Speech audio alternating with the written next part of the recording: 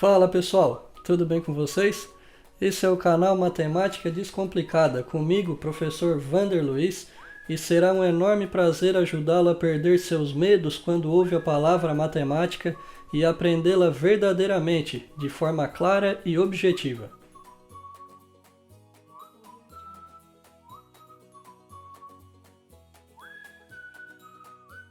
Fala pessoal, tudo certo? O tema da nossa videoaula de hoje é números inteiros.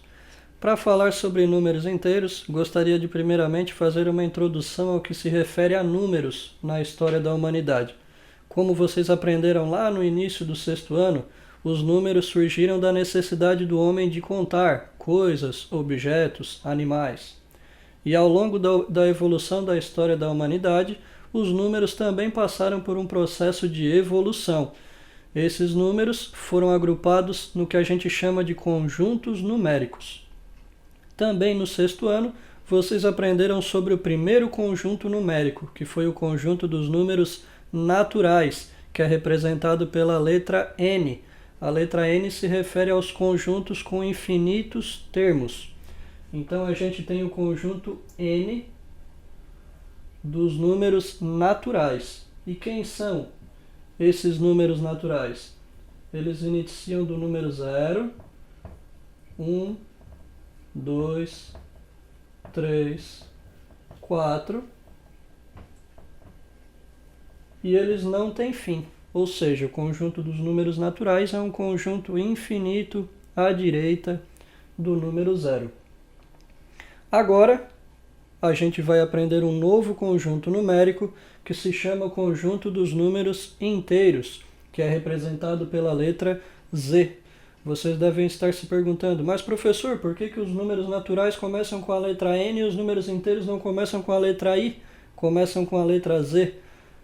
Bem pessoal, a letra Z vem da palavra alemã Zahl, que significa número. Quem são os números inteiros? Voltando à história dos números, só com os números naturais, o ser humano observou que não era possível representar determinadas situações. Então aqui a gente tem apenas números chamados de números positivos. Só que o ser humano ele precisa também representar coisas que a gente considera como negativas. Como são esses exemplos de coisas? Temperaturas abaixo de zero. É muito comum, por exemplo, lá na serra deu 4 graus abaixo de zero. Também é comum a gente ver esses sinais de números negativos em contas bancárias, quando você está devendo ao banco ou devendo a alguém. Isso é representado com os números negativos. Altitudes abaixo de zero, acima de zero. Então são exemplos de situações em que a gente vai estar utilizando os números inteiros. Quem são então os números inteiros? Os números inteiros, representados pela letra Z, eles começam lá no infinito negativo, à esquerda do zero. E aí a gente vem com menos 3, menos 2, menos 1, até que chega ao zero, que coincide com os números naturais. Então tem o 0, 1, 2, 3 e ele segue infinitamente. Então vocês podem perceber pelo exemplo dos dois conjuntos, pela representação desses dois conjuntos, que o conjunto dos números naturais está contido no conjunto dos números inteiros, certo? Então, quem são os números inteiros? São os números negativos e números positivos. Professor, por que não tem o sinalzinho de mais se ele é positivo na frente do 1, na frente do 2, na frente do 3? A gente também pode representar como 0, mais 1, mais 2, mais 3. Saibam sempre que o número, quando ele é positivo, a gente pode deixar ele sem o sinal ou acrescentar um sinal de mais, é opcional. Agora, quando a gente falar em número negativo, obrigatoriamente a gente vai ter que ter o sinal de menos na frente. E desses todos os números existentes, tanto infinito para a esquerda quanto infinito para a direita, o único número que não vai receber sinal nunca é o zero. Por quê? Porque o zero é o nosso centro de tudo. Ele é denominado número neutro. A reta numérica. A reta numérica, ela serve para que a gente faça essa representação dos números. A gente pode representar tanto os números naturais como os números inteiros. E como eu falei para vocês, o centro do nosso sistema numérico é o zero. Então, ao centro a gente vai ter o zero. À direita nós teremos os números positivos e à esquerda os números negativos. Então, aqui a gente vai ter o 1, 2, 3, 4. À esquerda, os números negativos. Menos 1, menos 2, menos 3, menos 4. E as duas flechinhas na ponta, elas indicam que os números seguem infinitamente, tanto para a esquerda quanto para a direita. O valor absoluto. Módulo ou valor absoluto nada mais é do que a distância de um determinado ponto até a origem.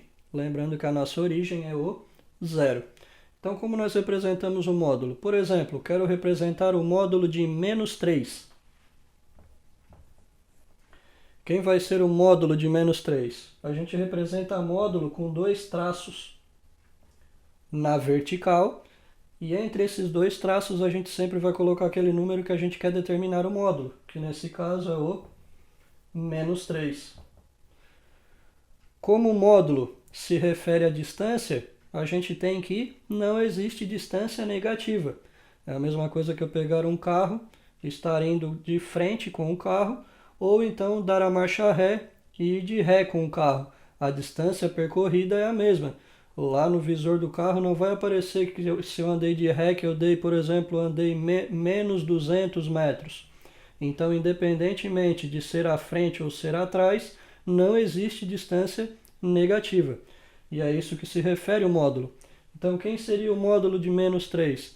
É a quantidade de unidades que eu tenho de menos 3 até a origem, que é o zero. Então, de 0 até menos 3, eu tenho quantas unidades? 1, 2, 3. Então, o módulo de menos 3 é 3. Posso representar também módulo de números positivos. Então, eu posso colocar aqui, por exemplo, o módulo de 4. Lembrando que também posso colocar o sinal de mais na frente. Então, tendo ou não o sinal, estou me referindo a um número positivo. Quem seria o módulo de 4 ou mais 4? Então, eu tenho mais 4 em módulo. A representação é a mesma. Quantas unidades eu percorri de 0 até esse determinado ponto? Foram 4 unidades. Então, o módulo de menos 4, de 4 mais 4 é 4. Oposto ou simétrico. O que é o oposto ou simétrico de um número inteiro? É exatamente a mesma distância do ponto até a origem ao lado oposto desse ponto. O que significa isso? Por exemplo, quero que vocês me indiquem quem é o oposto ou simétrico do menos 2. Então, de menos 2 até a origem, eu tenho quantas unidades? 1, 2. A gente vai caminhar essas mesmas 2 unidades para o lado oposto.